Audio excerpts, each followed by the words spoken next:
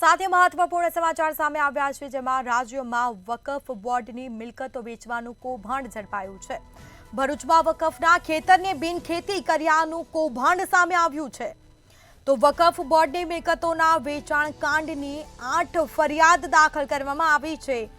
અધિકારીઓની સાથે જમીન માફિયાઓની સાઠગાંઠ હોઈ શકે છે।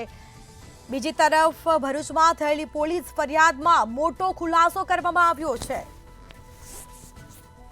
તો નબીપુરમાં ખેતી લાયક જમીન બિનખેતી કરવામાં આવી છે। ખુદ કલેક્ટરે બિનખેતીની જમીન કર્યાનો ખુલાસો કરવામાં આવ્યો છે। તો રાજ્યમાં વકફ બોર્ડની મિલકતો વેચાણનું કૌભાંડ સામે આવ્યું। ભરૂચમાં વકફ બોર્ડના ખેતરને બિનખેતી કર્યાનું કૌભાંડ સામે આવ્યું છે। તો વધુ વિગતો સાથે સંવાદદાતા વાસુ પરમાર ફોન લાઈન પર જોડાઈ ગયા છે। જી, રાજ્યમાં વકફ બોર્ડની મિલકતો વેચાણનું કૌભાંડ ઝડપાયું છે, શું છે સમગ્ર મામલો?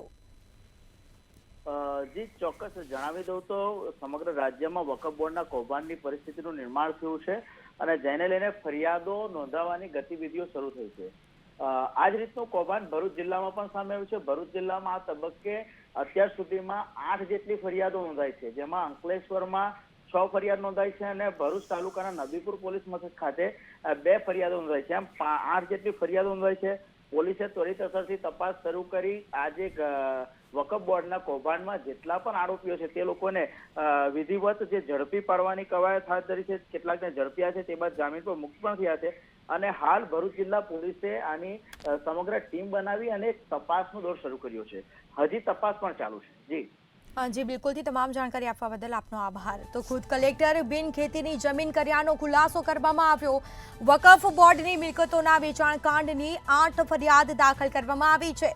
અધિકારીઓની સાથે જમીન માફિયાઓની સાઠગાંઠ હોવાનો પણ ખાસ ઉલ્લેખ કરવામાં આવ્યો। ભરૂચમાં થયેલી પોલીસ ફરિયાદમાં મોટો ખુલાસો થયો છે।